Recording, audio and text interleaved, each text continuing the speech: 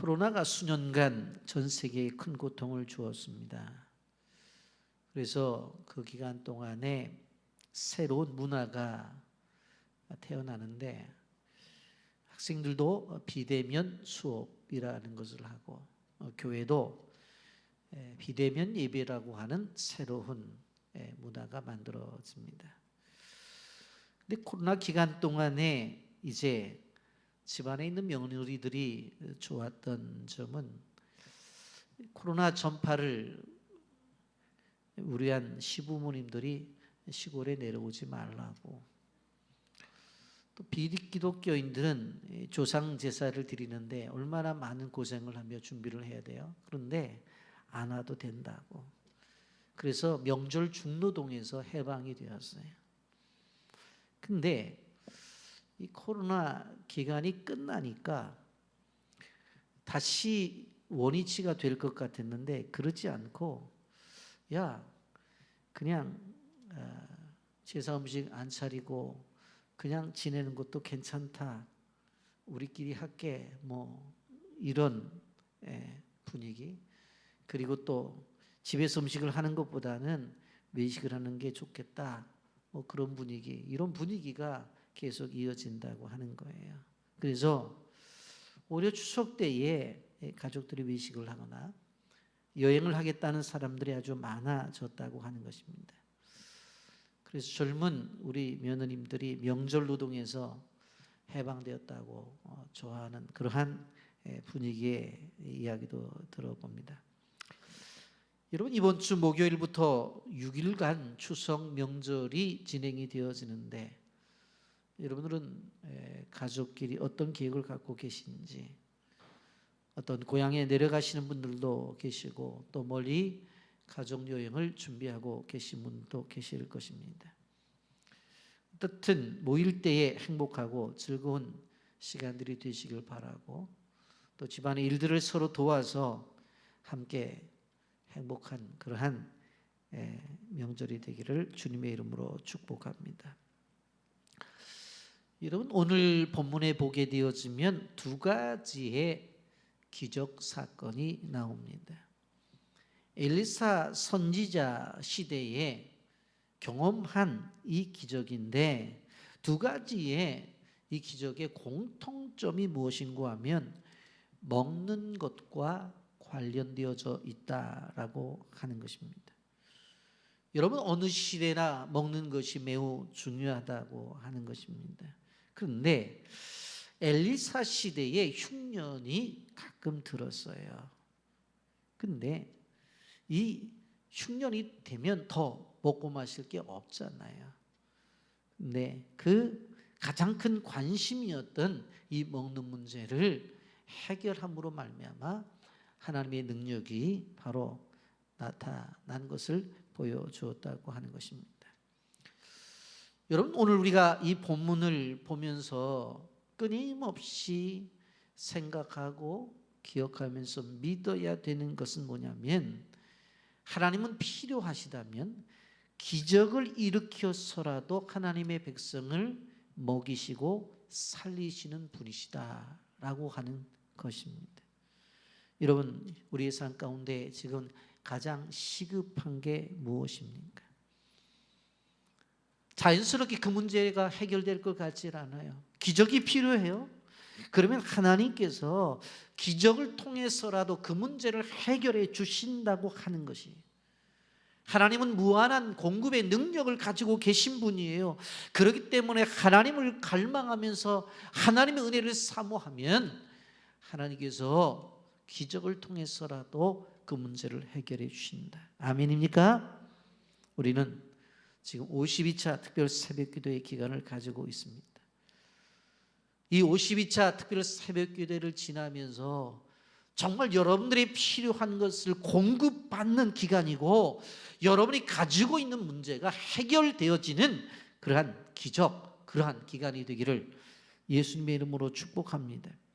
하나님은 절대로 백성들의 필요를 외면하시는 분이 아니시라고 하는 것입니다. 기적을 일으켜서라도 채워주시는 분이에요. 그런데 그것을 믿는 사람만이 그것을 누릴 수 있다고 하는 것입니다. 그렇기 때문에 우리에게는 절대적 믿음이 필요하다고 하는 것입니다. 영상 보고 말씀 계속하겠습니다.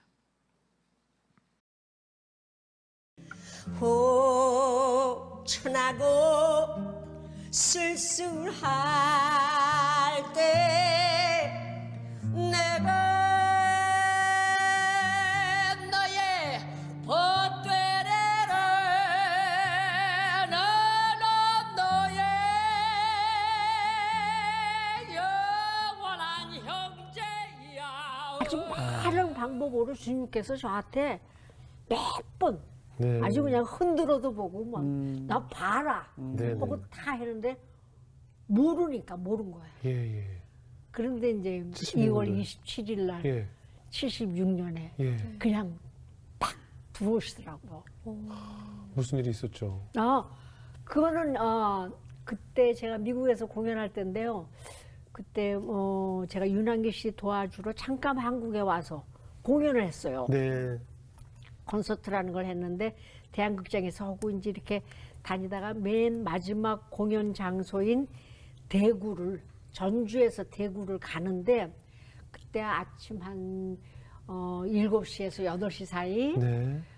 비가 막 왔어요. 예. 비가 막 왔는데 이제 한 130 이상 놓고 달렸어요. 아. 그러니까 많이 빨리 달린 건 아니에요. 그런데 갑자기 툭 하더니 뒷바퀴를 연결하는 쇠파이프 예. 오른쪽 샤우다가 부러지면서 차가 그냥 이렇게 됐어요. 공중에서 이렇게 도는 거예요. 어머나. 세 바퀴를 돌고 분리대를 넘어서 가지고 떨어졌어요. 오른쪽으로. 그런데 뚝 하는 소리에 도는데 사고가 아니다. 겁내지 마라. 그러시더라고요. 그런 음성이 딱 들리는 그 순간에요? 네. 이 사고가 아니다. 겁내지 말라. 이게 누가 봐도 대형 사고인데. 대형 사고죠. 그렇죠? 예. 어. 그래서 저는 이제 그 운전수 그 씰 의자 뒤를 이렇게 잡고 예, 예. 있었어요. 그래서 사고가 아니라고 그러니까 물 튀는 것까지 다 보이더라고요. 다치신 데는. 없어요. 저는 이렇게 차 뒤에 세워놨던 거울도 안 움직였고 녹음기도 세워놨는데 그것도 안 움직였고 세 번을 돌고 분리대를 넘어가지고 오는 쪽으로 차가 딱 떨어졌어요. 예. 차가 딱 떨어졌는데 동시에 떨어지는 순간에 포트롤카가 와서 딱 쓰더라고요. 섰어요. 예. 그래서 문을 열었어요. 예. 문을 열고 이렇게 내리는데 경찰들이 막 제 몸을 막 만지는 거예요. 이건 기적이라고. 그렇겠죠. 이 김천 코너에서 차 사고가 나는데 네. 살아난 사람이 없대요. 그렇겠죠. 제가 어저께 들은 말을 했어요. 예. 이것이 사고가 아니다. 겁내지 마라 하는 것과 다른 얘기를 이렇게 하니까 그 말이 여기에 있습니다. 그리고 성경을 펼치시더라고요. 네. 그래서 저를 주셨어요. 예. 예, 오직 성령이 너희에게 임하시면 너희가 권능을 받고 예루살렘과 온 유대와 사마리아와 땅끝까지 이르러 내 증인이 돼. 사도행전이 나오는 거예요. 예. 그게 있어요, 성경 안에. 예. 제가 어떻게 받은 말씀이 예. 어떻게 주님이 나 같은 걸 2000년 전에 알고 여기다가 이렇게 써놓으셨느냐 그러고 엉엉 울었어요. 후도함이라는 것도 있었어요. 아유, 그러니까. 그러니까 어릴 때부터 제가 루이 암스트롱 흉내를 냈거든요. 모창을. 맞아. 어릴 때 미팔군에서 그런 거 네. 하셨다고 그랬죠. 그러니까는 9살부터 30살이 될 때까지 그 모창을 했기 때문에 예. 이 후도함이 된 거예요. 너무 무리가 갔나. 예. 예. 그래서 수술을 해도 노래를 못 한다고 했는데 찬양을 하러 다니잖아요. 예. 전도를. 그러다가 보니까 난 노래 못 한다고 그랬는데 수술해야 된다고 그랬는데 후두암 병원에 가서 찍어보니까 흔적도 없어요.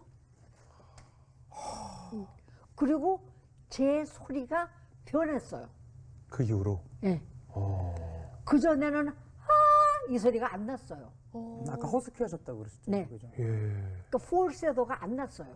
아. 뮤지컬에서 우리 시상식이 네네. 있거든요, 매년. 네네. 근데 제가 공로상을 받았어요. 아. 거기서 엄청난 공로시죠. 예. 근데 제가 금년이 제가 무대 쓴지 예. 뮤지컬 한지 73년이 돼요. 제가 5살에 시작했거든요. 그러니까 제가 지금 말이 안 나와요. 어떤 말을 해야 될지 모르겠어요. 78세. 우리의 삶 속에 수많은 기적들이 있는데 오늘은 성경으로 돌아와서 엘리사의 사역 중에 2가지의 기적적인 사건을 소개하면서 은혜를 나누고자 합니다. 사실 사무엘이 시작되었던 선지 학교가 엘리야가 이어서 학교를 운영했고, 엘리야가 승천한 다음에 그 학교를 엘리사가 이어받아서 그 학교를 운영을 했습니다. 그런데 첫 번째 기적을 보게 되어지면 그 선지 학교에서 일어난 일입니다. 그 배경의 내용을 우리가 보게 되어질 때에 하나님은 나의 보호자가 되어 주시는구나 하는 것을 우리는 알 수가 있습니다. 엘리사가 머물던 길갈 지역에 흉년이 들었습니다. 그래서 먹을 음식이 다 떨어졌습니다. 그때 엘리사는 사환을 시켜 소술을 걸고 선지자의 제자들을 위해서 국을 끓이라고 이렇게 말을 합니다. 그런데 제자가 국을 끓이려고 보니까 재료가 좀 모자른 거예요. 그래서 들녘에 가서 이 채소를 캐러 나갔다가 보니까 들호박이 있어서 그 호박을 하나 따다가 돌아와 썰어서 국에 넣었어요. 그런데 그 안에 독이 있었던 것입니다. 그런데 이 국을 다 먹은 것이 아니라 일부가 먹다가 그 독이 있던 것을 깨닫고 선지자에게 이렇게 소리를 칩니다. 40절 말씀에 보면 이에 퍼다가 무리에게 주어 먹게 하였더니 무리가 국을 먹다가 그들이 외쳐 이르되 하나님의 사람이여 소대 죽음의 독이 있나이다 하고 능히 먹지 못하는지라. 여러분, 이들만 경험하고 있는 것이 아니라 인생을 살다 보면 어디서나 무엇에나 위험과 독이 도사리고 있는 것을 볼 수가 있습니다. 여러분, 모양이 좋다 할지라도 그것이 독이 없는 게 아닐 수 있다고 하는 것을 우리는 알아야 돼. 실질적으로 우리가 에덴 동산에 있었던 경우를 보면 선악을 알게 하는 나무의 열매가 보암직도 하고 먹음직도 하고 지혜롭게 할 만큼 탐스럽기도 했어요. 그래서 먹었어요. 그랬더니 인간 세상에 죄가 들어온 것입니다. 여러분, 우리는 기억해야 돼요. 세상 나라는 온갖 독을 집어넣어서 우리의 인생을 미혹해요. 학생들은 컴퓨터 계획에 중독되어 날밤을 새우고 있습니다. 도박의 인생을 낭비하는 사람이 있고 술과 마약의 인생을 낭비하는 사람들이 있어요. 그래서 이러한 것들을 뭐라고 말해요? 중독이라고 말해요. 중독이라고. 순간적으로는 달콤하죠. 그리고 아름다워요. 근데 얼마 지나면 중독이 되어서 나중에 후회할 뿐이에요. 근데 오늘 성경을 보면 이제 국에 독이 든 것을 엘리사가 어떻게 해요? 가루를 가져오라고 하고 그 가루를 국 속에 집어넣었죠. 그랬더니 해독이 되었어요. 먹을 수 있는 국이 되었다고 하는 것입니다. 그러면 이 가루가 뭐 해독제냐? 그거는 아니에요. 실질적으로 가루 자체에 효력이 있는 것이 아니라 가루는 하나님의 역사를 일으키기 위한 하나의 재료일 뿐이에요. 여러분, 이스라엘 백성들이 광야를 지나게 될 때 마라의 쓴물을 만나잖아요. 그래서 써서 마실 수 없다고 그냥 모세를 향해서 항의를 하니까 하나님 앞에 이 백성들이 목은 마른데 그래서 물을 만났습니다. 그런데 이 물을 써서 마실 수가 없습니다. 그랬더니 옆에 있던 나무까지 던져서 그 물을 먹게 하라고 그랬잖아요. 그랬더니 단물이 되었다. 뭐 그 나무까지가 뭐 쓴물을 단물로 만드는 그런 게 아니에요. 가루를 집어넣었어요. 그랬더니 먹게 되었어요. 41절에 보면 엘리사가 이르되 그러면 가루를 가져오라 하여 솥에 던지고 이르되 퍼다가 물에게 주어 먹게 하라 하매 이에 솥 가운데 독이 없어지니라. 여러분, 우리는 우리의 삶 속에서 세상에 있는 이 위험한 독을 어떻게 해결하는가?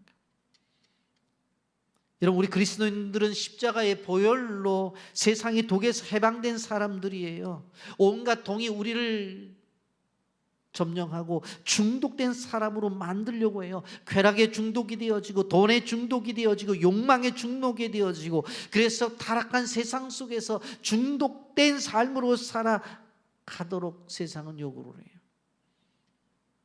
그런데 우리는 예수님의 보혈로, 십자가의 능력으로 그 해독의 은혜를 받은 사람들이기 때문에 우리는 그런 곳에 중독되어지지 않고 오히려 예수 그리스도로 말미암아 구원의 은혜를 살아가고 있다고 하는 것입니다. 여러분, 여기에서 또 하나의 기적이 나타납니다. 이것을 보면서 우리는 나의 공급자가 되시는 하나님을 우리는 발견하게 되어집니다. 그것이 무엇의 기적인가 하면 보리떡 20개의 기적입니다.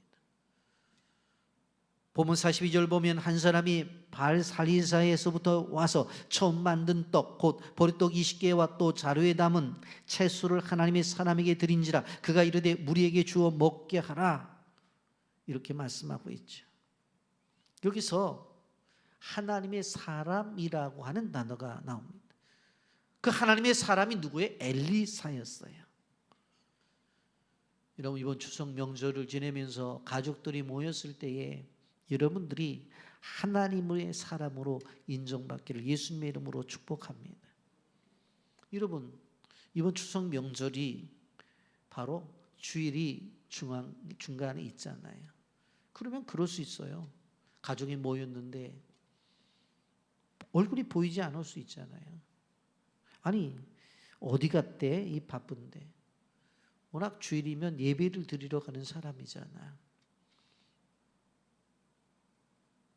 아니, 제사인데 어디 갔대? 하나님을 믿는 사람들이잖아. 하면서 주변의 사람들이 오히려 우리의 신앙을 인정하고 불신 친척들까지도, 우리의 불신 가족들까지도 인정을 하면 얼마나 귀해요. 근데 우리가 평소 때 잘못하면 오히려 조롱을 당해요. 조롱을 당해요. 늘 교회 다니면서 그 하루 시간 못 내? 교회 다닌 사람은 뭐 조상도 없대 그러면서. 여러분, 그런데 오늘 엘리사는 아주 인정을 받는 선지자였습니다. 어떤 한 사람이 이제 보리떡 20개를 가지고 와서 제자들에게 나누어 주라고 했을 때에 그 나누어 주는 것을 볼 수가 있습니다. 근데 그 사람들이 몇 명이에요? 100명 정도 되었다고 그랬어요. 여기 사환이 43절 상반절에 보면 이렇게 질문을 하죠. 그 사환이 이르되 내가 어찌 이것을 100명에게 주겠나이까? 그 말은 무슨 말입니까? 이것 갖고 100명을 먹일 수 없다는 이야기죠. 그때 엘리사가 이렇게 말을 해요. 43절 하반절에 엘리사는 또 그 이르되 무리에게 주어 먹게 하라, 여호와의 말씀이 그들이 먹고 남으리라 하셨느니라. 여러분, 엘리사의 믿음이 여기 드러나는 것을 볼 수가 있어요. 하나님께서 뭐라고 말씀하셨냐면 너희 먹고 남길 거라고 말씀을 하셨다는 것, 그 사실을 믿은 거예요. 그렇기 때문에 나눠주라고 하는 것입니다. 그래서 그 말을 듣고 사환은 어떻게 되어져요? 순종하여 생도들에게 나눠준 것을 볼 수가 있습니다. 오늘 우리는 이 말씀을 읽다가 신약 성경에 나타난 오병이어의 사건을 우리는 기억하게 됩니다. 마태복음, 마가복음, 누가복음, 요한복음, 사복음에 공이 기록되어져 있는 오병이어의 사건. 어린 아이부터 어른들까지 모여서 예수님의 말씀을 들을 때에 때가 되어서 식사할 때가 되었어요.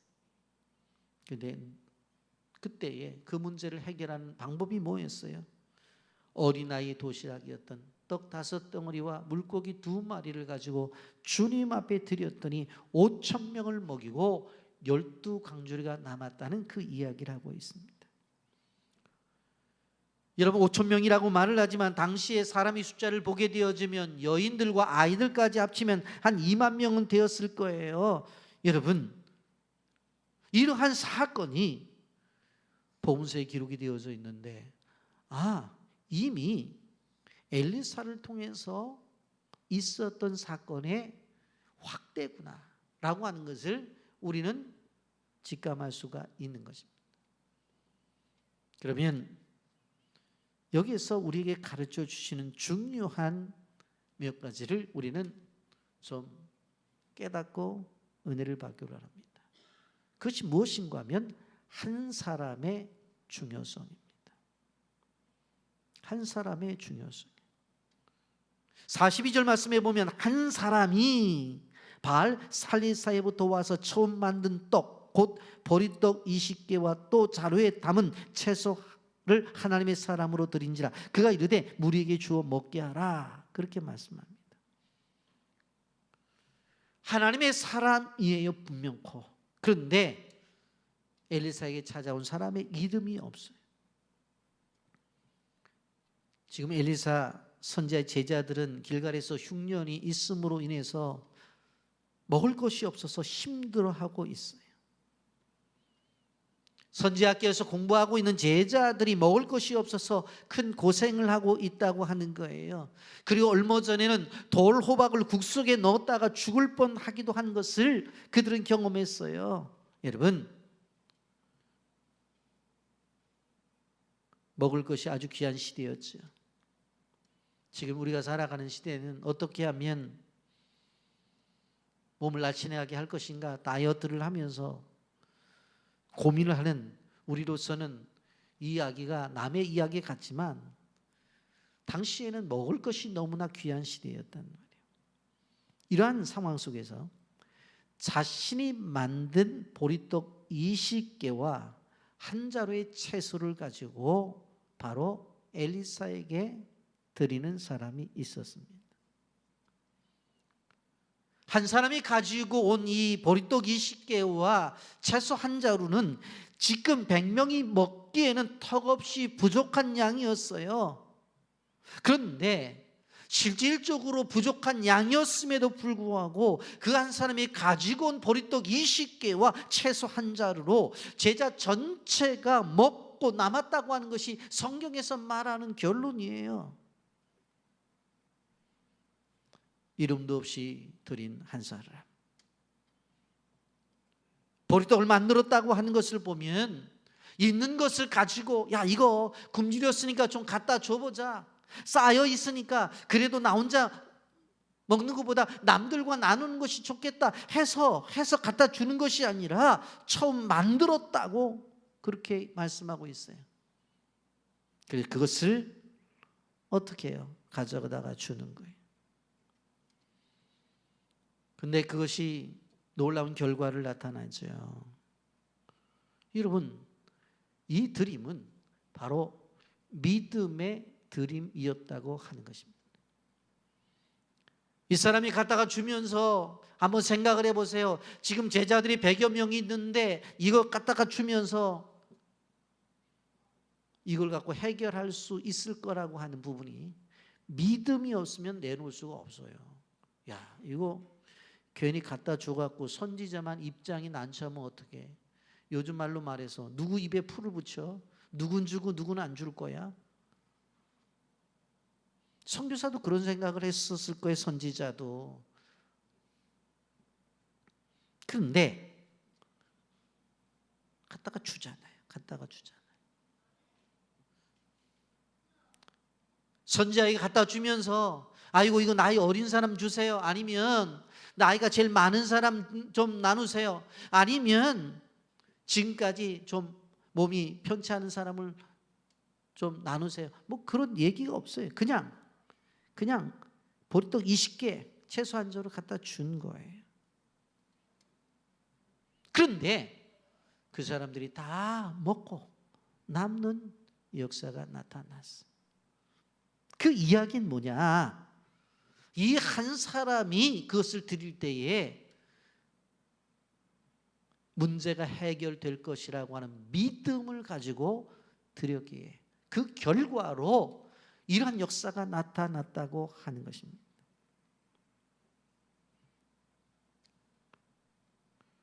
여러분, 엘리사 시대 길갈에 있는 모든 사람들이 흉년을 만난 상태예요. 이곳저곳에서 배가 고파서 고통을 당하고 있어요.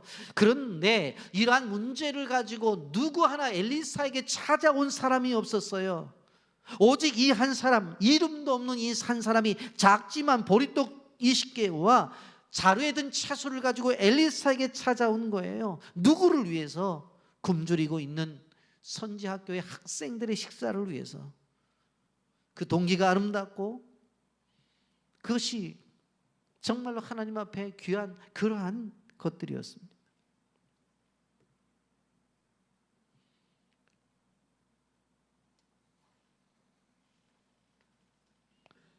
여러분, 이렇게 드려졌을 때에 그것을 가지고 하나님의 역사를 나타냈던 것을 바라볼 수가 있습니다. 우리가 오병이의 사건도 마찬가지. 아침부터 저녁까지 하나님의 말씀을 듣는 수많은 사람들이 있었을 때에, 때가 되었을 때에 이름도 없는 한 소년의 드림으로 말미암아 5,000명을 먹이고 12강주리가 남긴 거예요. 여러분, 보리떡 20개의 헌신은 매우 귀한 거예요. 여러분, 우리가 하나님의 교회를 세워나가고 있을 때에 다양한 사람들의 헌신을 통해서 그 교회는 건전하게 세워진다는 것을 우리는 기억해야 되는 것입니다. 하나님 앞에 내가 받은 은사대로 쓰임을 받는다는 것을 기억해야 돼요. 물질의 복을 받은 사람은 물질로 교회를 섬기십시오. 기도의 은사를 받은 사람들은 끊임없이 성도와 교회를 위해서 기도하십시오. 전도의 은사를 받은 사람들은 열심히 전도해서 교회의 빈자리를 채우십시오. 그럴 때 하나님의 교회가 더욱더 든든히 세워져 나가는 거예요. 여기 있는 이 사람은 자기가 가지고 있는 것, 드림으로 역사를 나타내잖아요. 또 한 가지 우리가 여기서 볼 수 있는 것은 무엇입니까? 엘리사의 믿음, 그리고 엘리사의 종의 믿음, 그리고 지금 드렸던 이 한 사람의 믿음을 포함해서 이 믿음을 볼 수가 있잖아요. 떡 20개와 채소 한 자루를 가지고 사원에게 뭐라고 말해? 이걸 나눠주라고 말을 해요. 나눠주라고. 엘리사의 사환이 그렇게 말하잖아요. 이것을 갖고 어떻게 100명을 해결하겠습니까? 그런데 주라고 말해요. 그때 순종을 하는 것을 볼 수가 있습니다. 여러분, 42절부터 44절까지 보면 한 사람이 바알 살리사에부터 와서 처음 만든 곧 보리떡 20개와 또 자루에 담은 채소를 하나님의 사람에게 드린지라. 그가 이르되 무리에게 주어 먹게 하라. 그 사원이 이르되 내가 어찌 이것을 100명에게 주겠나이까. 하나 엘리사는 이르되 무리에게 주어 먹게 하라. 여호와 말씀이 그들이 먹고 남으리라 하셨느니라. 그가 그들 앞에 주었더니 여호와께서 말씀하신 대로 먹고 남았더라. 여호와의 말씀이 그들이 먹고 남으리라. 그렇게 이야기를 하는 것을 볼 수가 있습니다.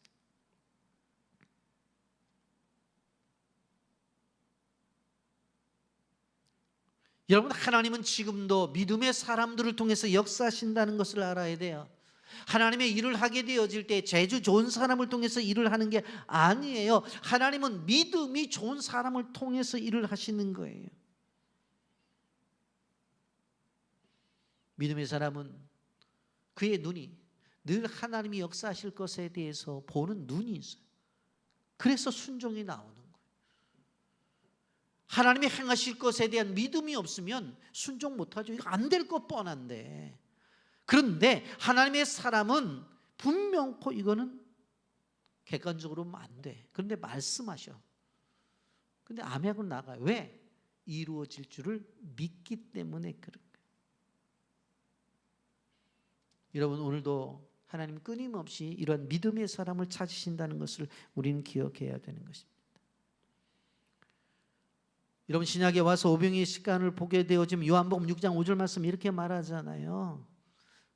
수많은 사람들이 예수님의 말씀을 들을 때 제자가 와서 우리가 어떻게 떡을 사서 이 사람들을 먹이겠냐고 말을 하잖아요. 이 장면에 해당되는 마가복음 6장 37절과 마태복음 14장 15절 16절에 보면 빌립이 이렇게 얘기해요. 주님, 지금 빈들입니다. 때도 저물었습니다. 무리를 보내어 마을에 들어가 먹을 것을 사 먹게 하소서, 그렇게 말을 해요. 지금 여기는 아무것도 없는 빈들입니다. 음식점이 있는 데가 아닙니다. 그리고 저녁 때가 되었습니다. 그러니까 무리를 보내요. 마을로 들어가서 그냥 사 먹게 하라고. 그랬더니 예수님이 이렇게 말씀하세요. 갈 것 없다. 너희가 먹을 것을 주라 그랬어요. 갈 것 없대요. 너희가 먹을 것을 두래요. 도무지 이해할 수 없는 이야기를 하는 거죠. 이해할 수 없는 이야기를. 계산을 해보더니 200데나리온이 돈이 들어간다고 말을 하죠. 하루 일당 10만 원씩만 계산해도 한 2천만 원의 돈이 들어가는 건데 돈도 없고 또 사 먹을 수 있는 식당도 없고 아무것도 없어요. 그런데 예수님 뭐라고 말해요? 갈 것 없다. 너희가 먹을 것을 주어라. 그런데 이렇게 말씀하신 것은 요한복음 6장 6절에 보면 이렇게 말씀하시면 친히 어떻게 하실지를 아시고 빌립을 시험하고자 하심이라 그랬어요. 빌립을 시험하고자 이렇게 말씀하셨다고 하는 것입니다. 빌립은 계산이 빨랐어요. 그리고 그는 매우 현실적이었어요. 근데 예수님은 그렇게 계산적이고 현실적인 빌립을 통해서 믿음을 보기를 원했던 거예요. 근데 계산만 하고 있죠.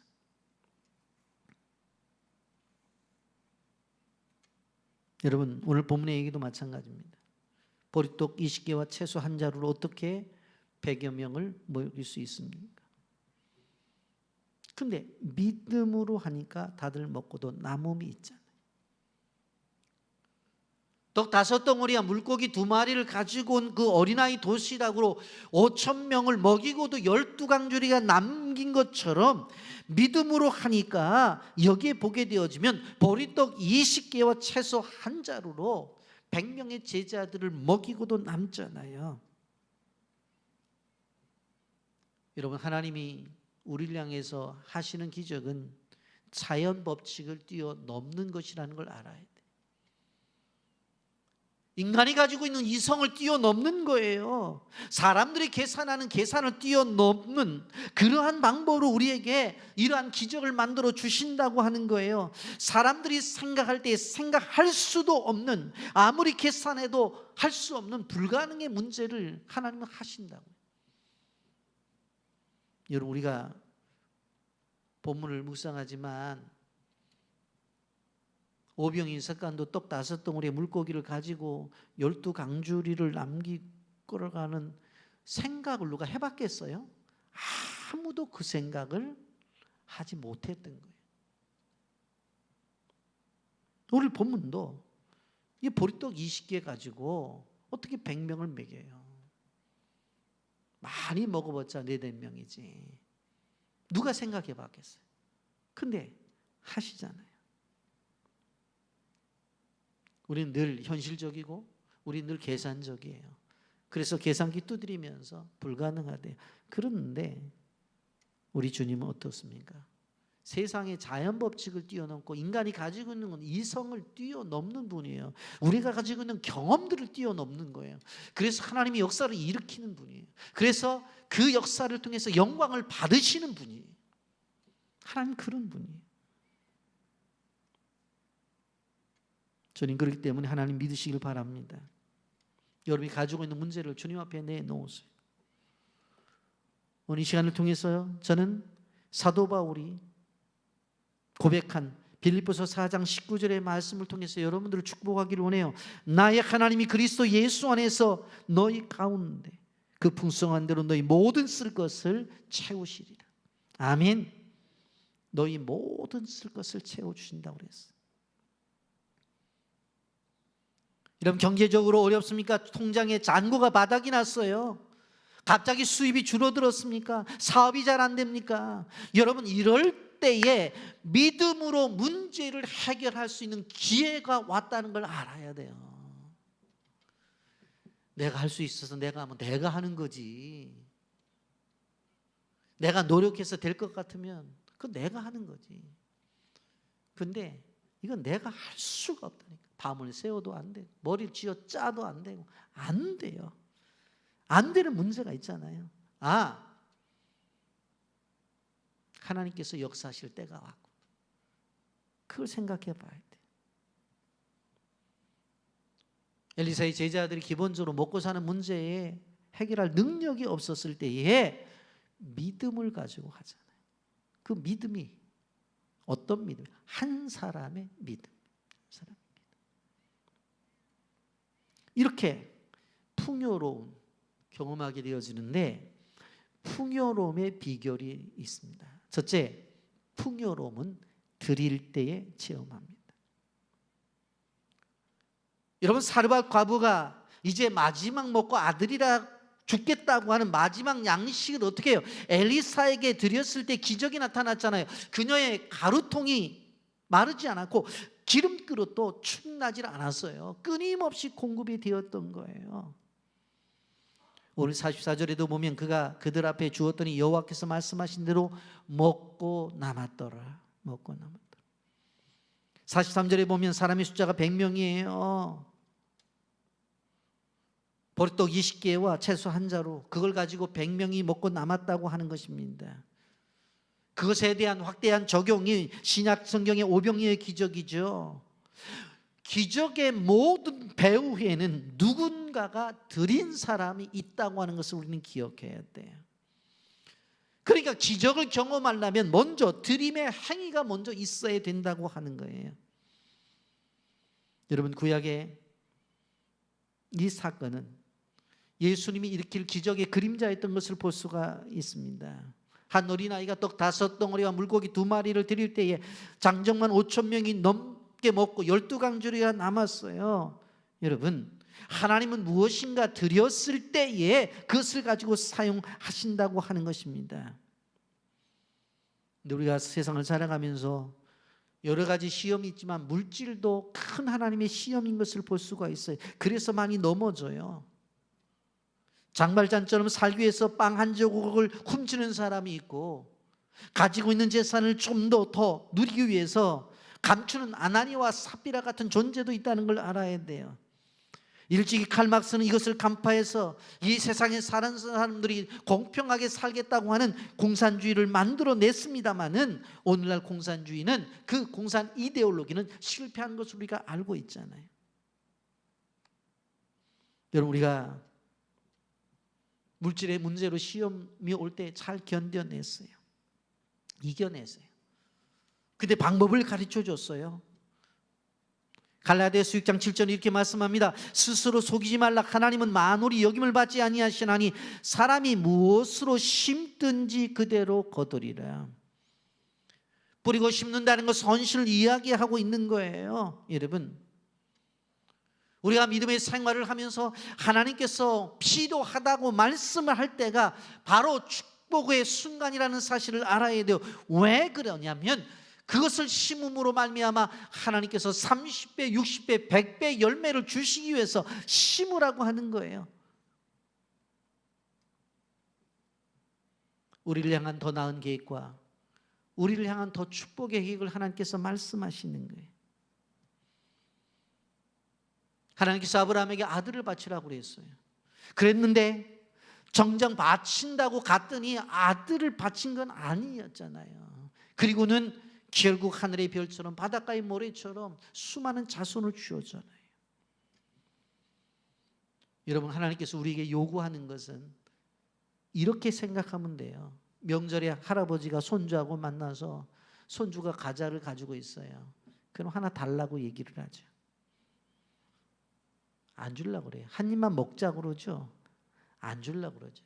할아버지가 그 손주 그 뺏고 싶어서 달라고 그래요. 그거 먹고 싶어서 먹겠다고 그래요. 그 손주의 진심을 알고 싶은 거예요. 오늘 본문에 나타나는 것도 마찬가지예요. 이 한 사람이 보리떡 20개와 한 자루의 식물은 이 사람이 가지고 있는 전부일 수도 있어요. 그런데 하나님 앞에 드린다고 하지만 이걸 갖고 누가 먹어요? 지금 신학을 공부하는 사람들이 먹잖아요. 결국은 베품과 나눔 속에서 기적이 나타나는 거예요. 또 한 가지 여기에 보면 풍요로운 말씀을 사모할 때 하나님의 축복이 더해지는 거예요. 이 기적이 언제 나타났어요? 선지학교의 제자들이 말씀을 배우는 과정 속에서 이루어졌다고 하는 것입니다. 여러분, 오병이의 사건도 뭐예요? 말씀을 듣는 사람들 속에서 기적이 일어난 거예요. 말씀을 사모하고 말씀을 예, 아멘하고 듣는 그 상황 속에서 기적이 나타나는 거예요. 여러분, 제가 담임 목사로서 믿음을 갖고 있는 것은 뭐냐면 여러분이 예배를 드리면서 하나님의 말씀을 들을 때 저 말씀은 나에게 주시는 말씀이다 하고 아멘하고 믿고 나갈 때 그 순간에 하나님의 역사가 나타날 수 있다고 하는 거예요. 여러분, 요즘 전철을 보면 전철 안에 사람들이 하나같이 눈은 어디에 빼앗기고 귀도 어디에 빼앗기고 다 빼앗겨요. 휴대폰을 가지고 다 영상 아니면 뭘 듣고 있어. 여러분, 우리는 이런 세상 속에 살아가면서 끊임없이 무엇을 들어야 돼요? 하나님의 말씀을 듣고 영적인 것을 사모해야 돼요. 거기에 답이 있기 때문에. 또 한 가지 풍요로운 말씀에 순종할 때 나타난다고 하는 거예요. 여기 보면 엘리사의 지시에 따라서 선지학교 제자들이 그대로 따른 것을 바라볼 수가 있습니다. 43절과 44절에 보면 무리에게 주어 먹게 하라. 아니, 이것 갖고 안 될 텐데 나눠주라고 하네. 주라고. 하나님이 말씀하셨어. 남는데. 그러니까 나눠주잖아요. 하나님의 기적을 체험하는 비결은 뭐냐면 말씀에 대한 순종이에요. 말씀에 대한 순종. 여러분, 기독교 신앙은 그렇게 복잡하지 않습니다. 하나님께서 우리에게 말씀 주시죠. 그걸 믿음으로 받아들이고 순종하면 이루어지는, 이게 기독교 신앙이에요. 하나님께서 우리에게 언약의 말씀을 주셨잖아요. 그러면 그 약속의 말씀을 우리에게 주셨으면 그 말씀을 믿고 그리고 그 말씀대로 순종하면 결국은 복 받는 거예요. 너무 단순하잖아요. 여러분에게 원하시는 것이 무엇입니까? 드리세요. 여러분에게 감동을 주시는 것이 무엇입니까? 순종하세요. 그러면 하늘의 복이 쏟아진다는 것을 믿으세요. 당장 보면 손해 되는 것 같아요. 불순종은 절대적으로 하나님의 복을 경험할 수 없다는 사실을 여러분들 아시기를 바랍니다. 시대를 초월하는 영적인 원리가 있어요. 우리가 생각을 초월하는 하나님의 진리가 있다고요. 우리의 경험을 초월하게 하는 하나님의 임재가 있다고요. 그걸 따라가야 돼. 말씀을 정리합니다. 지금도 하나님의 기적을 준비하고 한 사람을 찾고 계세요. 하나님 앞에 헌신하는 사람, 믿음으로 드리는 사람, 그 사람을 통해서 하나님은 기적을 경험케 하시는 것입니다. 여러분, 저는 이 말씀을 준비하면서 저를 포함해서 우리 교회 성도님들 한 사람 한 사람이 이러한 축복을 받았으면 좋겠다고 하는 간절함이 있었어요.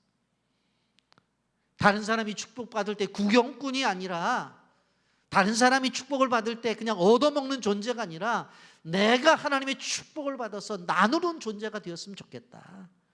우리 교회가 그랬으면 좋겠다. 우리 선교지가 그랬으면 좋겠다. 너무 간절한 거예요. 너무 간절해요. 여러분, 이 말씀 꼭 기억하셔서 하나님이 주신 말씀, 주인공이 내가 되어서 하나님의 축복을 받고 나누는 성도요, 나누는 교회요, 나누는 가정이요, 나누는 선교제가 되기를 예수님의 이름으로 축복합니다. 아멘.